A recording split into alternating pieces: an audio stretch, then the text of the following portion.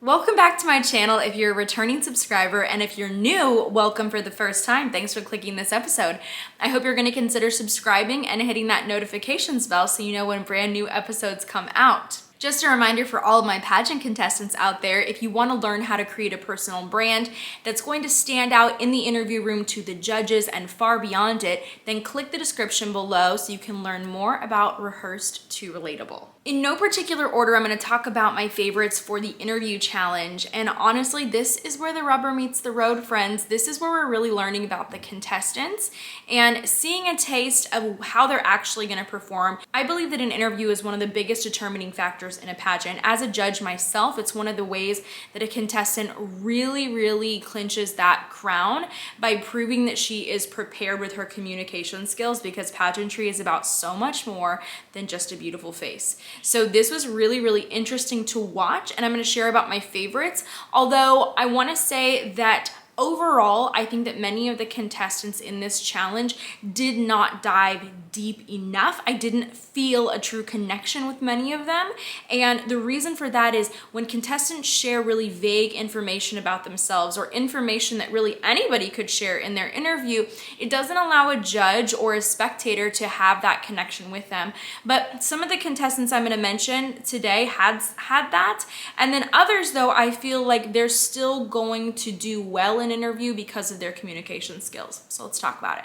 Since I've been following Miss Universe Philippines for a few years now, I got to see Cristel compete last year, and I can remember her interview then. And I think that I'm already seeing a lot of growth from her, not only from her walking and her wardrobe and her styling, but also in the interview. This was one of my favorites already. And so I'm expecting a lot from her actually in her actual interview. Now, the thing that really stuck out to me is when she first introduced herself, she talked about being a risk taker. Then she brought that back around later in the interview when she mentioned how she used to live in California, but then she took this risk living in the Philippines without any employment due to the pandemic. So that was a really interesting insight, and I love how she just brought that back around in the interview and shared that part about herself. And it's one of the things I think that especially during this time is going to make her relatable to others. Beatrice, loved her styling. That was obviously the first thing I noticed the second that she popped up on the screen. I really got drawn into her interview because of how comfortable she was on camera. I felt like it went too fast. I wanted to hear more. When she talked about her challenges during the pandemic, I felt sincerity from her when she was talking about her struggles with mental health and anxiety, and I just thought it was a really great way to wrap up the entire interview. Victoria looked beautiful the moment that she popped up on camera. I loved what she chose to wear and how she styled herself for that interview, but on top of that, she was prepared. She used specifics in her interview. She really shared about herself and her interests and her goals and the things that make her unique, and that is really what stuck out here in the interview, as well as the way that she communicated it. Steffi, what a confident queen. She was asked how she would rate her own beauty on a scale of 1 to 10, and I was crossing my fingers that she would say 10, and she did. She talked about her obvious physical beauty, but she also mentioned that inner beauty, which I think was obviously an important point to mention. And then she talked about the importance of communication and how important those connections are, especially during the pandemic. So I loved this interview. Nolan really surprised me in her interview. First of all, she's comfortable on camera. Second of all, she was asked what is the best part of being a Filipina, and I wrote down her answer. She said, "We Filipinas are consistently breaking gender barriers and proving that we are deserving of whatever dream and whatever field we want to pursue." And that was spoken like a true queen. Okay, that answer actually impressed me when I was listening to these interviews. Angelica talked about how she had competed in other pageants before, how she had been first runner-up many times, but now she's proud to represent her province at Miss Universe Philippines. And when I was watching this video, I said, oh my gosh, this makes so much sense now. You can see the communication skills that she built up in those other pageants. And ladies, it just goes to show experience is priceless. You might not win every pageant, but it can carry over into the next. And that's what we're seeing here with her. Kesha Pornam is somebody that just keeps winning me over. She is an athlete, but she's also a student, and her interview was one of the few that got pretty emotional. And she talked about being a self-supporting student and how that's really affected her during the pandemic. And it was actually nice to see a really real, vulnerable side. I did not feel like she was trying too hard in her interview, trying to be somebody that she's not, and that's what I really appreciated about it. I'm gonna talk about Lorenz Interview because you guys know, if you watch my channel, that she's in a lot of my episodes. She's one of my favorites. This interview was actually a little bit concerning to me. I think it was fine. There wasn't anything crazy in it, okay? Don't expect her to bomb it if you go back and watch it. It's nothing like that. But the one thing that concerned me is that she kept looking off towards the left instead of right at the camera for this interview. And so that is something that really affects how a judge can score you, is your body language. And you wanna make sure that you have that connection with the judges in the interview room. Now, maybe this was happening because she was on camera and it wasn't in person, but it's something I would be paying attention to. Kirsten really surprised me. I know that so many of you have mixed thoughts on her. I feel like she's so scrutinized because she has such a huge following and who she is prior to entering this pageant. But let me tell you, I was very impressed with the way that she handled herself. She sounds like a seasoned competitor. She sounds trained in a good way. She was really talking about her desire to represent the Philippines at Miss Universe, and it just seems like her eye is on that crown, like she is focused. She was very focused in this interview. So I expect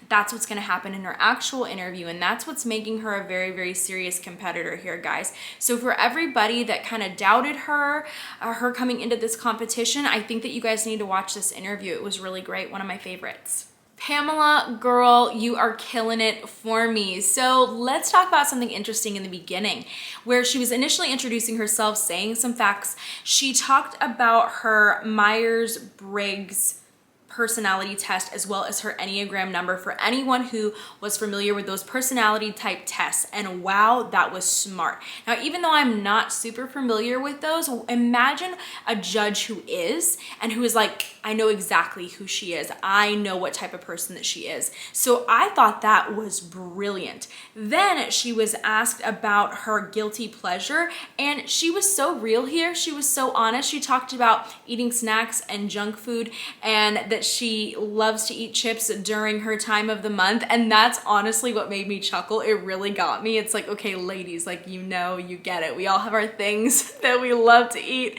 So that was something that was so real and surprising to me. I feel like most people would not have mentioned that, saying, you know, here are the snacks I love to eat when I'm on my period. I think that there's a lot of stigmas, there's a lot of taboos around that still today. And personally, I don't think that there should be. It's a thing that women experience. It's a part of life. Now, the only thing I would want her to consider for that real interview, because last year they timed the contestants' answers, is to make sure that she keeps things brief, because she was cut off during one of her answers, which happened to a lot of contestants. It wasn't a really big deal, but you really want to be prepared to wrap up that answer for the actual interview if in fact they are timed again. Maria Corazon is somebody who I think is just stunning on camera. I loved the look, I love her styling. And although there wasn't anything in the interview in particular that really stuck out to me, I thought that she was a great communicator. That's how I felt. I just had an overall great impression of the way that she communicates her answers. Simone is such a beautiful contestant. I've mentioned her before, but she really impressed me here. She's young, she's 18, but you would not guess that from this interview. She looked beautiful and she held herself very well. She was very mature, and that's something that's catching my attention. Maureen is one of the contestants that has an it factor. I think that's partially due to her time in entertainment, but I also think it's partially just due to her personality. She's coming across as very comfortable, very likable. She's confident, she's self-assured in her answers, and it never sounds like she's trying too hard. I think she's an easy pick for a top 30 and possibly a top 5. Katrina surprised me here. I felt like she was very fun, very relaxed, and also very casual. The thing that concerns me here is she was kind of giving me Sandra vibes like last year. I felt like Sandra's interview came across as a little bit over the top. just in comparison to the other contestants. And honestly, that had been my problem in the past in pageants. I came in with so much energy into an interview that judges didn't feel it was authentic or sincere, even though that was very far from the truth. I'm just somebody who's very, very animated, and I get passionate, I get very excited, and I realized that in an interview setting, I had to reel that back. So that might be something that she needs to think about going into the actual interview. Christiana's interview impressed me because she spoke unapologetically. I didn't feel like she was overthinking anything. She didn't hesitate with her answers. This was another one of the interviews where I didn't feel like she mentioned anything in it in terms of content that stuck out to me, but it was more about the way that she delivered the answers that I really appreciated.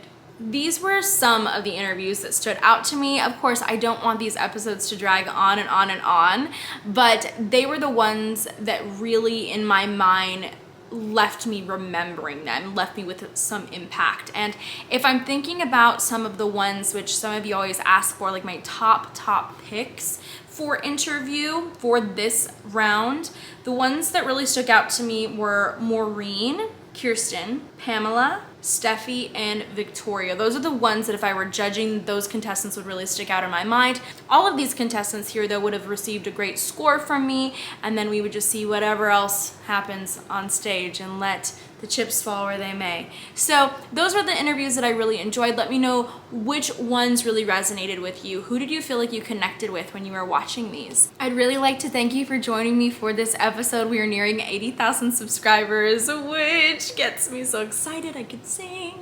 And I just want to say thank you to everybody who's been supporting the channel. I greatly appreciate you, and for all of those of you who understand how much work goes into these episodes. It's hours and hours and hours of research and filming and editing. So thank you so much for all of your support. I hope that if you haven't already subscribed, that you'll choose to do so and to share this channel with your friends, because I greatly appreciate you all for doing that. So thank you again so much, and I hope to see you at the next episode.